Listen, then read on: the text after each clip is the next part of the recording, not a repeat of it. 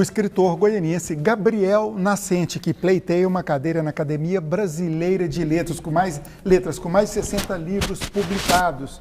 Uma longa carreira, uma longa referência na nossa literatura, é o entrevistado de hoje. Falamos no bloco anterior de sua primeira obra, daqui a pouquinho a gente fala da obra mais recente. Mas antes disso, Tom Fernandes. Poeta, escritor, jornalista Gabriel Nascente, uma honra estar aqui com o senhor. Primeiro livro em 66. Em 73, Menotti Trelpicchia diz: Gabriel Nascente é uma espécie de Fernando Pessoa. Da quadra atômica. Mas original, ingênuo, espontâneo e sempre artista. Gostaria que o senhor me levasse desse primeiro livro, em 66, até essa citação, até essa declaração do grande poeta Menotti Trelpicchia em 73. O senhor tinha 23 anos quando foi assim definido por ele. Quando trata-se do meu período de alto exílio, na Paulicéia Desvairada, no ano de 1971. Eu deixei Goiás numa aventura epopeica. Essa referência Paulicéia Desvairada tem uma relação com o Menotti aí, né? Modernismo, etc. Na verdade, é do grupo do modernista ligado a Mário de Andrade. Mário de Andrade. Ele usava de chamar São Paulo a Paulicéia Desvairada. E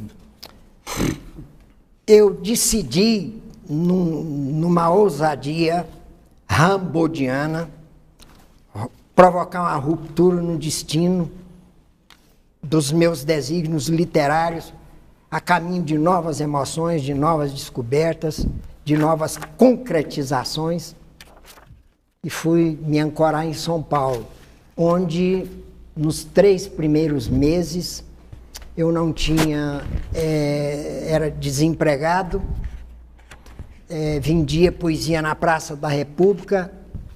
À noite eu atravessava a bordo de um ônibus, fazendo o percurso Praça da República, Lapa, Pio XI, até o dia amanhecer, porque não tinha onde dormir.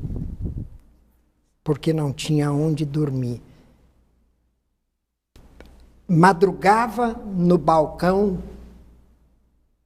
da padaria do Velho Português, situada na esquina da Avenida Ipiranga com a São Paulo, onde de cara eu chegava, pedia a minha chávena de leite com café. Olha só, me perdoe interromper, que cenário mais paulistano, né? Ipiranga com São João, tomando café na padaria do Português. Na padaria do Português, São Paulo, era aquilo.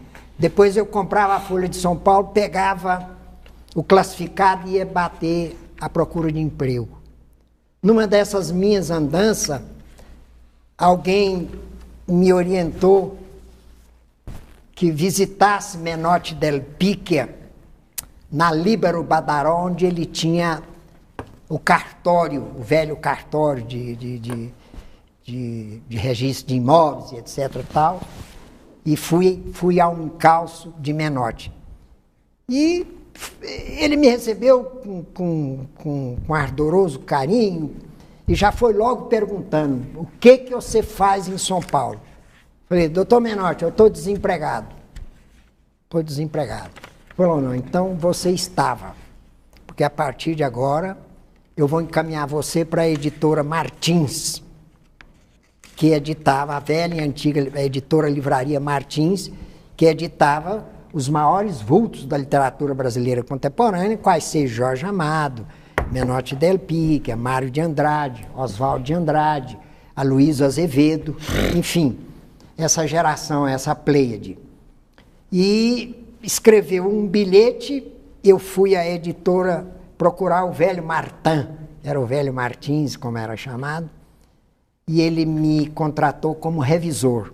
Comecei, nesse inteirinho, travei amizade com o Menotti, ele subsidiava-me aos fins de semana, eu visitava ele às sextas-feiras à tarde no seu gabinete lá no cartório, ele sempre soltava um subsídio de ajuda, me aconselhava, e a partir daí eu fui escrevendo essa florada de poemas que de repente resultou no Colmeia de Anônimos. E tive a ideia de levar o conhecimento do Menotti, humilde, cheguei, velho, doutor Menotti, eu gostaria, se possível, o senhor me ajudar a publicar esse livro, e queria que o senhor desse uma lida e só imprimisse, escrevesse a impressão de leitura que o senhor tem e tal. De repente, dias depois, ele me comunica, dizendo, eu já fiz o prefácio do seu livro vai ser publicado pela editora Martins e eu vou pagar a edição. Então estava selado ali essa amizade, ele foi o meu, vamos dizer, o meu padrinho literário dentro da Grande São Paulo, dos anos 70, que era uma São Paulo poeticamente romântica, a São Paulo ainda das garoas, das grandes chopadas, das grandes boemias, enfim, e dessa amizade também, ele às vezes costumava me convidar para ir saborear um almoço com ele, etc. E eu tive a ideia de fazer uma entrevista com ele, a qual está publicada na sua íntegra no meu livro Colmeia de Anônimos, ao lado de outras celebridades da literatura brasileira, como Carlos Drummond, Ferreiro Goulart, Clarice Lispector, a última entrevista dela está aí, Francisco Cândido Xavier e etc. Perguntas? Eu estava recordando um pouco antes a história da sua entrevista com o Menotti, agora lembrei do detalhe, é que lá pelo meio ele ligou o gravador, mas não avisou que havia ligado. E o Menotti falou, isso está ligado? Não, senhor. Aí você me disse que não estava ligado. Ah, mas está. Aí ele mudou o tom, não foi? Aí ele dá uma impostação melhor na voz, né? É verdade. E continua a entrevista com... E dele, e de Menotti, se for permitido, eu gostaria, houve um pequeno incidente de envolvimento financeiro do Menotti para comigo numa tarde de sexta-feira, quando eu fui lá fazer meu valinho de fim de semana.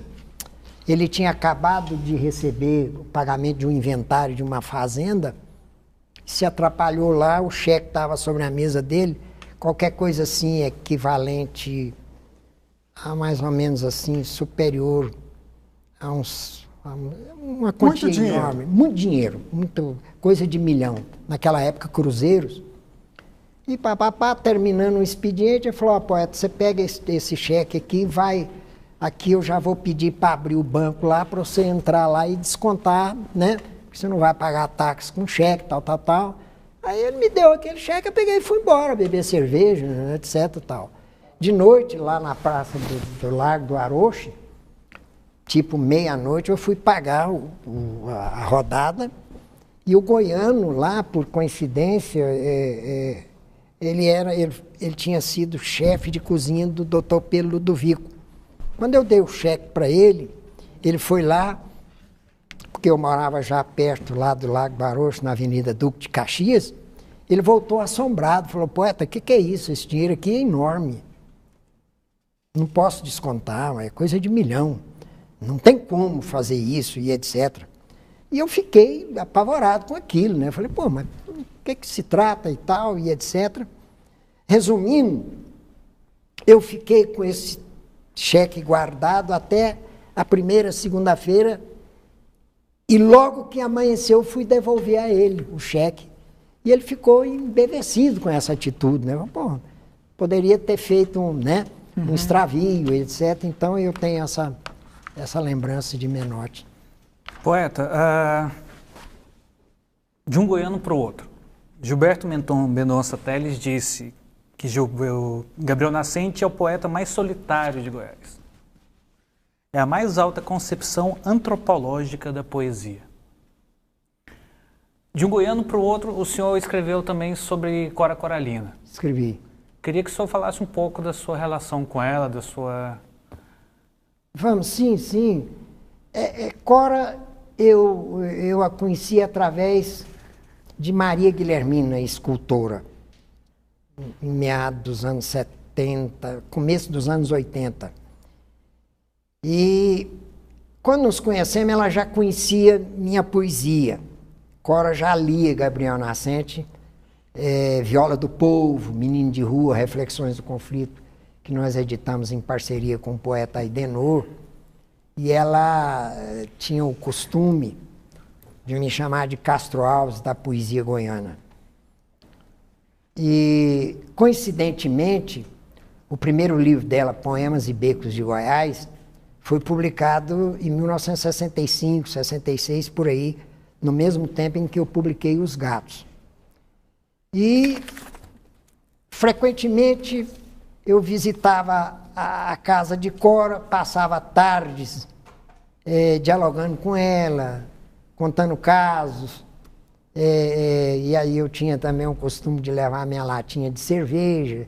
Às vezes acabava no meio do caminho, ela mandava buscar, já que você não quer beber café, não sei o que e tal.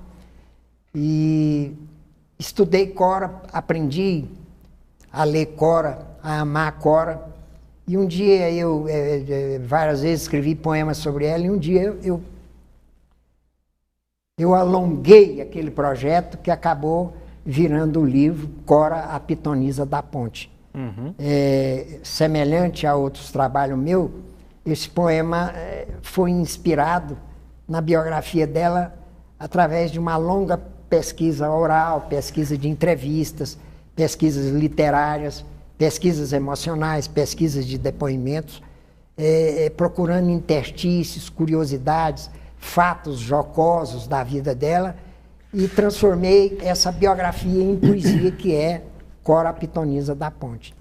Nós vamos para mais um intervalo. O Roda de Entrevista de hoje recebe um goiano mais do que especial, o poeta Gabriel Nascente. Lembrando a você, telespectador, a você que nos ouve pela Rádio Brasil Central, que o programa de hoje foi gravado. Portanto, não tem como você fazer a sua pergunta pelo Facebook. Voltamos em instantes. Facebook não, WhatsApp. Voltamos em instantes.